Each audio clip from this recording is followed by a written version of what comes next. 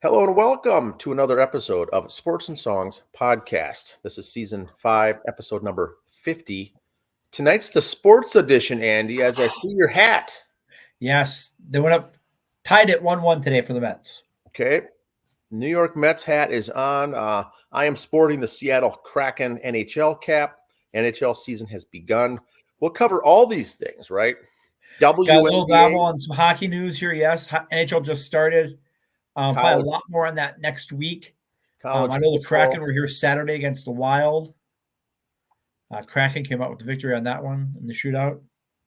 Yes, it's good stuff. Good time of the year. Today is October 14th, 2024. For high schools, this is the old ever popular MEA weekend, Andy, for football. Yep, that basically the start of the playoffs. Yeah, last of the way regular season next week or this week, Wednesday night, and then the playoffs begin. We'll get into that a little later on too here. So fun. We've got baseball, Arizona Fall League, basketball, hockey, NASCAR. I think we've got pretty much of everything, Andy. Got a little of everything, yeah. So WNBA will be another focus for tonight, but let's start with the trivia question. Yes. The Minnesota Lynx are in the finals once again. We'll cover that later, yes. I do believe it's the seventh time they've been in the national finals. Yep. I believe. So we're going to get into statistics, Andy. One could call it superstition. Uh-oh. We don't know. But anyway, this year is obviously 2024. What is the Minnesota Lynx record in even-numbered years in the finals? When they reach the finals, how do they do in even-numbered years versus odd-numbered years? We'll get to the answer at the end of the episode. Now, it's very interesting. For those of you who follow us on social media, on the Facebook, and just start right into it, we don't lie. We make a promise here. We hold up to it. This last weekend, went to the Loon Liquor down at Northfield. Nice. So want to give my review. As you can see, I had 4 samples there. Okay. I did not rush into it. I took it slowly, my time. I brought home a bottle of cinnamon liqueur. That was kind of my favorite. Okay. And a blueberry that was a close second. The others were good too, but this cinnamon wasn't like a Fireball cinnamon. It was a little.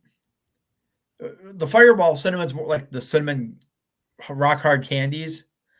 This cinnamon was more like spitball, kind of like a big red cinnamon, big red gum cinnamon. So still think a little less bite. I think this would be really good, like at a coffee or with a cream. Not so much with soda. Cinnamon and soda might not mix so well, or just straight with ice, like I did. But it's done in Northfield. It's kind of a hidden gem. You'll find it just not far from St. Olaf College there, if you're familiar with that area. It opens at 2 in the afternoon. We got there at 2:03, and it was full by 2:15. Oh, so it is the place to be. I love it. They don't have any food. I think they had a couple types of Hedgie's pizzas, and that's it. So you're not going to get a lot of food there. Lisa and I spent a couple hours there, took our time, had a few cocktails, as you see. Oh, yes. It was your birthday. Yes, that's right. Yes, it was the birthday weekend celebration. Yes. So Loon Liquor in Northfield looks like it's organic. Yes, it's organic. So looks good. It's healthy then. I look at this, it's healthy. Very healthy. It's a good, healthy choice. Yes. Worth the trip. We timed it right. Got to see some colors, which I'm not going to bore you with those pictures there. Okay. But yes, nice trip. If you go down to St. Olaf, catch a football game, head over there, or basketball when that season comes up. And it's good times. Good time had by all. I like it. We try to do reviews. We try to educate here on the show. Yes. We do more than drink Ham's beer is what we're trying to say. Yes. All right. So here we go. My clicker to work here. My clicker's not clicking. Okay. Whoa. Here we go. Now it did it. There we go. We are your favorite sports and songs podcast right here. People name their kids after us. Love it. The Pole Lads are selling the Twins, Dan. Yes. I checked with Connie. We do not have enough in petty cash yet. So we can't purchase the organization, the franchise. No. But I figured at 1.5 billion, they say it's worth. I thought if we start like a GoFundMe and people send in money, once we hit 1.5 million, we'll make an offer. Yes, that we could certainly do that. Kind of like the Packers are owned by the city. It would be the same, that we could all as a state chip in. The employee-owned stock certificates. Yes. And do you have any more on the Twins sale, or can I expand a little bit? All I've heard is that, they've thrown out the typical millionaire names, local and celebrity to get. The only thing I could say, I tell you for sure, don't worry. Whoever they sell to is not going to move the team. Ooh. The stadium's too good, too popular, too new. It's not going to move. But you have more on that? No, not on the moving of the stadium, but just to keep in mind for the fans that at $1.5 billion, this is not something that's going to just a sale is going to take overnight. There's not going to be a deal done next year. This could be a 5-year deal, if at all, if it even sells. There may not be. So that's, I think, why they kept using the phrase, we're exploring options to sell the team. Some media outlets said they're selling. It's for sale. Well, it's not for sale. It's for the right price. If it happens, it could work. But there's a very small market of people or group of people that could even entertain buying this. And so I think that's what you said before, the list of celebrities, billionaires that could even do it. It doesn't mean they're interested, but there's a small group of people that are in the market to even buy a major league franchise. It's not a very popular thing to do. Now, NFL franchises are bought because of the fixed number of the salary, the cap, the revenue. You want to get into the NFL franchise if you want to be a business person. You want to get, that's where the money's at. That's where the return is huge. So Major League Baseball, there's not going to be people knocking at the door for the Pohlad organization to purchase the team. It's more sketchy. There's a lot of variables that are out there, but that could also mean moving or whatnot. Now, the only thing I can think of is why this came into fruition is, and this is just an opinion, I just hope that the Pohlad family were not online reading comments all off season and all season, because if they would have been, they would be sold 15 years ago. They would be awfully pissed if they would have read this year the things being said about them. And that made me think that, if they went on and maybe caught some wind of the things that were being said and the chants and the phrases and all this hate that's been coming out this year, they said, you know what, here's what we'll do. We're going to sell it, and we're not going to include any clause to say not move it. And then guess who will have the last laugh when someone comes in and buys it, takes them off to San Antonio or Vegas or something else. Yeah. And then the Twins fans will be crying in their beer saying we should have treated them better. So that's my take on it. I got a feeling they are upset. Now, the hatred that has been spewed. Now, money-wise, they bought the team for $44 million. They're going to sell it for $1.5 billion. Jackpot, cha-ching, cha-ching. Now, this is the grandson of Carl Pohlad, though, who bought it.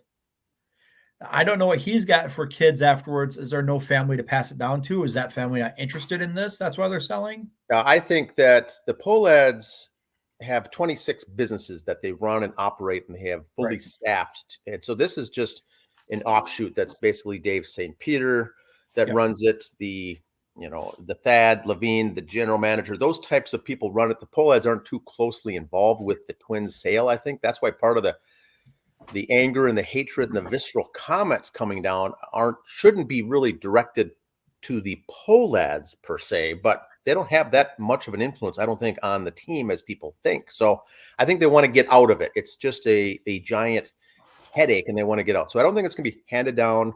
The family is going to keep it in the family for the heirs of the family. So I think they will outright sell it. Now, I don't know they're going to have a clause to keep it. Most teams, whether it's the Vikings, the Timberwolves, the Lynx, when those things were brought up in the past, over the past years, they did keep a clause to say keep it. I don't know if that's going to be in any kind of clause. I just can't imagine the Pohlads family saying, keep it here. Let's be nice. Let's be fair and reasonable about this. This might be them giving the big finger to the fans by saying, good luck with all that. If you don't know how to treat or respect the owners, you'll get what's coming to you and they will be gone. And so I think that's fair game, right? Two things like I got on that. Like you said, the Pohlads own multiple other businesses. Like I said before, a lot in Japanese baseball. If the parent company who owns you, you still win the championship, but the parent company loses money, players could take a pay cut. And the Pohlads have always taken that value with the Twins. So with that said, and also $1.5 billion they said the team is worth. And I'm just pulling this number off the top of my head. If I'm off, it's not the first time, won't be the last. 5 years ago, when the Cowboys and Jerry Jones built AT&T Stadium, that was over $1 billion for the stadium. It was $2 billion, right? $2 billion for the stadium. So it's more than this team is worth. So with that, just to put that in perspective with other stuff going on now, Mark Cuban's name has come up. Alex Rodriguez's name has come up if he's not going to buy the Wolves. Ziggy Wilf's name has come up. So anybody with money in the area, their name has come up, company-wise, business-wise. But the thing you see right now is a lot of these guys are buying teams. I don't want to say they're treating them like fantasy baseball teams, but they are being involved in it. They're not just buying it for an investment. So I don't think you're going to see 60-year-old guy buying it who owns 4 other businesses in town just to have the business. It's going to be some young Thundercat who's going to come and buy it and want to do stuff, put energy in the team. Now, let's be fair. Yes, the Twins took a sharp left and went downhill fast at the end of the season. Let's say the team sells at Christmas time and new owner Joe Smith and his wife Sally come in and they're the new owners of the team, and the Twins win the World Series next year. It has nothing to do with the new owners. There's no way you could change everything in that less than a year like that. So just relax. If there's new owners, it's like getting a new governor or a new president. It's still going to take a couple of years to clean out the old guy's crap first before you get your own stuff in. Yeah, and that is the case. I would be fair. The general manager, the coaches, he wants to bring his own people in. So once you get a new guy, it's going to take a couple of years to be his team. Yes, and that's a good point. Young, kind of a Thundercat, energetic deal. Yep. That would be fun. But what I think the fans have got to realize, you're not on the East Coast, you're not on the West Coast, you're still Minnesota. It's a mid-market. You're still a medium-sized market. It's not going to be like Steve Cohen coming in with the Mets and buying up every free agent at the end of the year. You're still going to see very similar payroll than what we're at right now. That will not. We got no TV deal right now either. We got no big cable deal right now either. We're stuck with the MLB deal. So it's, when news like this, when you hear it, throttle it back into just think about what the options are here. They're just exploring selling. That's it. They may not sell. It may not be worth 1.5 million. They may not even I was looking at this all in the car last week too. I still have it sitting out there, Yes. So wanting to do something and doing it is a different thing. The Pohlads stay focused in their businesses, their 2025 businesses. They're not that involved, I don't believe, in the Twins organization. That being said, they really don't have to be when you buy something for 44 million and sell it for 1.5 billion. The return, just think of that. Just think of it. The genius involved. And I know there's hate. I know there's people that do not like the Pohlad family, but keep in mind, the old man, Carl, was the cheap guy. His sons and grandsons are not like that. It's 2 different families, 2 different connections here. So same family, but I mean, these are 2 different schools. The Steinbrenners with the Yankees. Yeah. Yes. It's so it may be good, but also be careful for the fans. Be careful what you wish for. If you want the Pohlads out of town, you want them to leave, just be mindful that if someone else comes in and buys it and moves it, that you have to watch your reaction, because if you think you're pissed now, it could be worse. So just throttle back your examples. But it's a good letter. It's obviously written from a attorney, saying the right things. We've been here. We love the city, blah, blah, blah. But it is up for sale for the right price. Yes. Here's our transition. The Twins almost moved to Tampa St. Pete in their stadium, and that's what happened to the Hurricane after that one. That was the same type of material on the roof where the Tampa Bay Rays played that the Metrodome had. Ripped like wet paper. They were supposed to house people in there that were going to help with the storm in that stadium, and here the roof for that went off too. So, oh man. So do you know, Andy? I haven't followed this, but was there damage to the stadium itself? I'm going to assume yes. I haven't heard any dollar values, but okay. Look when the snow collapsed our roof here a few years ago. That was just one big pile coming down on a 10-yard spot on the ground. Okay. This was heavy rains with the wind blowing junk all over in there. Oh, it'll be a mess to clean up. I don't doubt that, but we know the roof is a total loss. Yes. The stadium itself, though, internally and externally, there might be damage, of course, from the hurricane, but it might be just minimal. Water damage, nothing. There may be a lot of cleanup. I get that, but it'd be nice to know how much damage. Now, of course, of all the stadiums, Andy, this is the one that everyone hates the most. I mean, it's a slam dunk. They don't like it, so no harm, no foul. But they did put money into this over the years to do. Which I'm curious to see what happens here in the off months. Are they going to get this fixed by March? Yeah, this is the Rays home stadium. So season starts again in March. What's going to happen? So we'll follow that too. That'll be very interesting to see. Diamondbacks are firing all their pitching coaches a year out of the World Series, so don't mess around there. And they did good. They missed the playoffs, but they had a good season. They were a game out. Could have made it this year. And so you see these wholesale changes, and the coaching staff and the team actually, once again, did good. Your definition of good is different for everybody, but they had a pretty good year. High school tournaments are starting. We'll touch these. With soccer and tennis, we're not going to go on break. We're just going to show you the rankings as of right now. As you see next week, their tournaments or states are all set in. Here's girls 3A soccer. And this is where ties and stuff come into play, and who you lose to and why. 3A, White Bear Lake won with a 13-0-2 record. Was that a 13-1-1 at 2? Woodbury, Edina at 5. Kind of your same cast of characters there. Buffalo at number 10, though, so congrats to them. 2A, Academy of Holy Angels, Blake, Matabidai.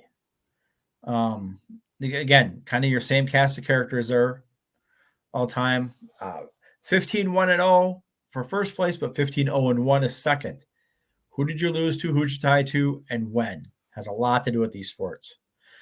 Tino Grace is 8th. They're 5-4-6. 6 ties. So I mean, they're a goal away from being 5-10, so. And 1A, Southwest Christian at 1, Watertown Mayor 3, and Rochester 9. Boys, you got Maple Grove, Minneapolis, Washburn, and Tonka are your top 3. Edina at 6. 2A boys, again, Academy of Holy Angels, Blake, Orono at 5, and Mankato at 8. Mankato East, I should say, at 8. And the 1A, St. Paul Academy, St. Cloud Cathedral, and Minnehaha Academy, and Southwest Christian Boys. They're at 4 with an 8-3-5 record. So they're, again, very close to being 8-8, very close to being 13-3. So now here's the girls 2A tennis. Kind of like track. They do team and individual. We're not going to go through all that. Just here's the team ones.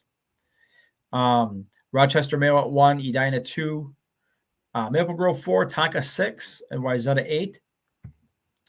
Then the Class 1A, Blake 1, Crookston at 4, up there by the Bemidji, McIntosh area, Crookston. And Thief River Falls up in that neck of woods at 8. So a lot of the up north schools there representing. The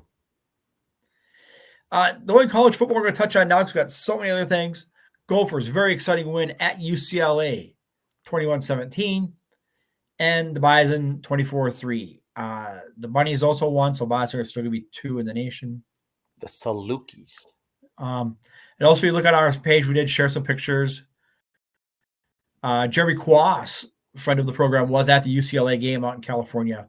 and posted some pictures and had some notes on that. And So, that must have been the experience alone must have been awesome. Just to yeah. be there, let alone win. Yeah. Fun stuff. Okay, the 2025 draft for football is a ways away, but just here's some names to look at from FCS, just to kind of remember and where they're projected to go at this point. The one name I'm looking at, South Dakota State quarterback, is projected to go in the 7th round. So keep an eye on him. You know, they're doing great. They're winning national championship. He'll go 7th round. And also, Montana State has an offensive guard, Marcus Ware. He's supposed to go 6th round. I think he'll go higher. Offensive guards they're not a dime a dozen. You got to be a special breed to get that. And watch these games in the NFL where they announce the offensive line or the front guys at D-line. How many of them are from smaller schools? And I don't know if it's because are they still good, but their body's not as beat up, so they might get a little more time out of them. Are they maybe more specialized at a smaller school? I don't know. They weren't so set in a certain offense. You can you saw they're an athlete, you can mold them to your format. I don't know. But I know a lot of the linemen on both sides are from smaller schools. I think that's pretty cool. College hockey, here we go. Start with Beaver hockey.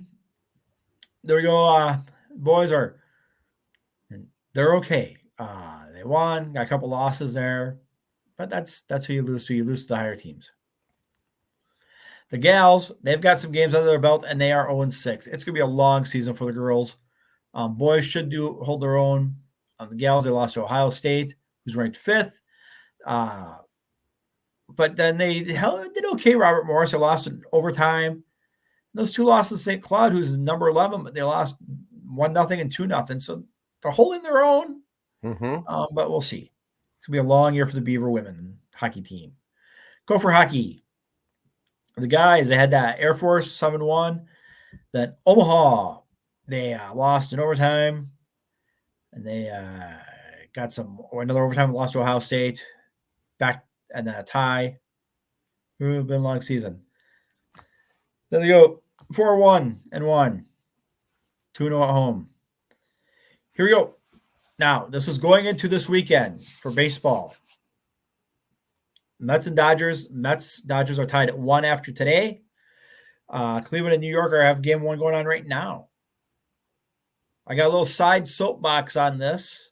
Nice. I was going to say something ahead of time, and I would have said it anyway. I didn't want to come out as crying, but here's my problem. And I get TV stuff. I totally understand that. Sunday, the Mets-Dodgers were the only game, so of course they were the night game. Today, you got to have 2 games. They're off tomorrow. Why did the Mets-Dodgers have to play at 3 o'clock this afternoon, 1 o'clock in LA with the lights and the shadows? Why could you put the afternoon game in New York where it wouldn't be as cold, play in the afternoon? You could have put the Mets and Dodgers in primetime and still got a good crowd TV-wise. Oh, no, it's got to be their precious little Yankees at night all the time. God forbid they play an afternoon game. Yeah, it is. You know, the TV comes into it and the ratings. The Mets Dodgers have a travel day. Why they play afternoon travel day? I don't care if it's coast to coast or not. Yeah. They could have been prime time tonight. Yanks could have played in the afternoon, but hey, you win. Okay, I'm done. It is. It's true. It is what it is. Yeah, it's not fun. Here's a pick of who wants the Mets to win and who wants the Dodgers to win. Oh, I see. See how it's the Atlanta area and the Philly area just because they're pissy at the Mets, so they can bite me. That's a good little graphic. From our friend Baseball History Dork, he had this up. Mets and Guardians are both clinched their spots with grand slams. Yeah, now that's amazing. I mean, just to have that even happen in the postseason, much less in the deciding game to win it, that is unreal. And again, here's the TV schedule like I was talking about on it. Major League Baseball did say, and I'm going to just keep talking as I go through these. You can get these off the MLB site. If it won't happen out to what, but if they end in 4 or 5 games, they end early enough, they will move the start of the World Series up. They won't let teams sit around for too long, so they might move that up. This isn't really a stat of the week from the 80s, but it is an event of the week. Okay. And I remember this very clearly because as a young kid, I thought it was funny, but when I got older, I thought, oh my God, that's terrible. Vince Coleman tripped on the at Busch Stadium. The thing that they'd have thing come up, and the covers would come out to cover the turf when rain would come. Well, it wasn't down all the way, and he went down and hurt his leg pretty bad. Of course, I wasn't a big Cardinal fan at the time, so I was okay with that. But as I got older, I thought, well, that was kind of mean. But it was a freak accident. Hurt his left leg for about 30 seconds end of the season. So it did end the season, but got to be careful out there. You know, you hear about guys tripping on sprinkler heads or turf things all the time, and this was the start of it. The W, as they call it.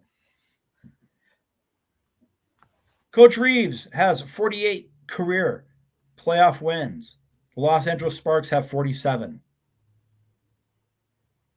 Say that again. Coach Reeve has 48. The Sparks have 47. Okay, got 47. It.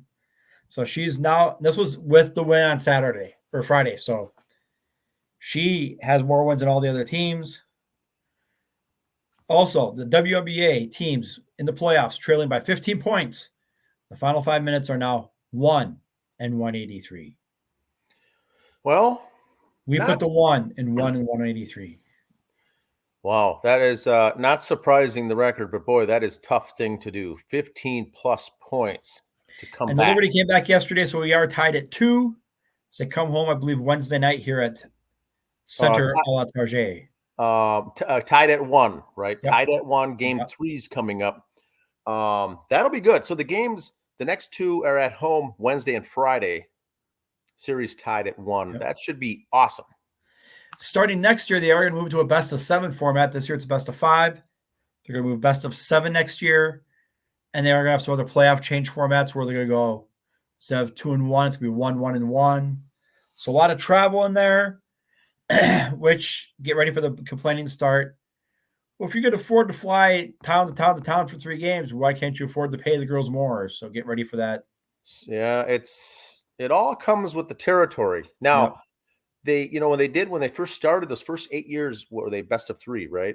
Yep. The finals, and then it went to best of 5, and now they're going to best of 7. Interesting. I didn't know that. Deshaun Watson, since joining the Browns, he's settled 24 lawsuits and thrown 19 passes. Oh, good Lord. That's a great statistic there, Andy. And here's another one. Jets had to fire their coach over the weekend. His first game was a loss to Sam Darnold and the Panthers. His last game was a loss to Sam Darnold and the Vikings. Really? What are the odds of that one? No, that's very good. I like this. Good stuff. And happy birthday to Jerry Jones yesterday as his team lost 47-9. Yeah, that happy birthday to Jerry Jones. I have seen some good memes yesterday regarding this. Very funny.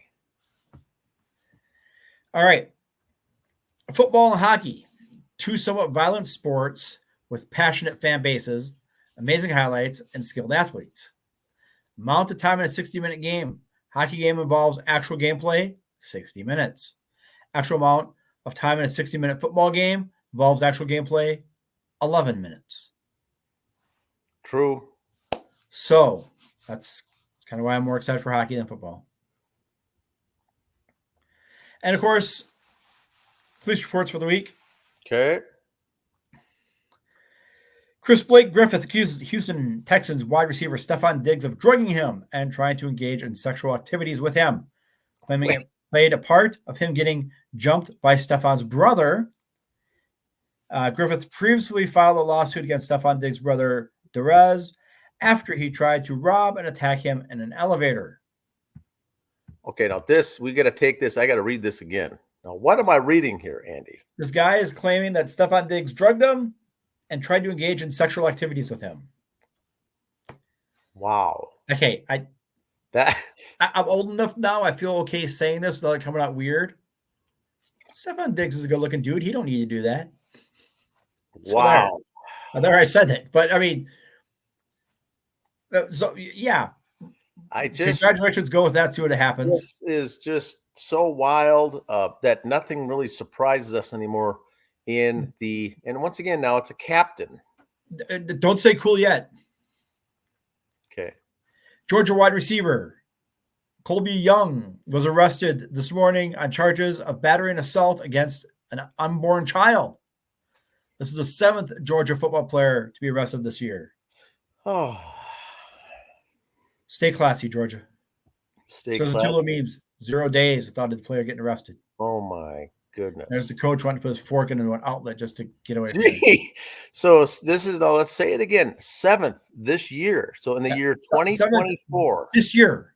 I think they've played 5 games, 6 games. Not the other sports. This is just football. The football. Yeah. 7th Georgia football player arrested. Not accused, arrested. Stay classy, Georgia. NASCAR. Okay. Now I posted some stuff and had to repost later yesterday. Originally on the bubble going in, below the cut. That's what happened after the race. But wait, they reviewed some stuff on the cars afterwards, and the Hendrick team released after Alex Bowman's disqualification. So that means he's out and Joey Logano's in. So this was supposed to be the standings. Okay. Because of the changes. Logano's now in. So yeah, I mean, he's in, but he's a low man now on the pole. So 8 guys left, 3 races will cut down. Here's the 3 on the cut line right now: Blaney, Hamlin, Elliott, and Logano. Kind of tight between 2 and 8, so we'll see. We shall see. We shall see. But that's what I got, sir. Well, that's interesting stuff. We always look forward to the police report. It's always which is sadly becoming one of the more popular segments here. Well, the whole rigmarole with that Stephon Diggs is very interesting. Now, so we talked WNBA. Yes. I'll get into the trivia answer, and I'll see. I'm wondering I don't think we missed anything. Was there anything else we wanted to touch on before this? I will say this. We did talk Major League Baseball. We kind of touched on a little college stuff. Bonus episode coming up tomorrow. Big time town ball stuff. So, yes, and so that'll be good. I know that for the NFL, just want to touch on the Vikings 5-0 had the bye week. The Lions had that big win. The Lions come to Minnesota to play. They're 4-1. That game should be good on Sunday.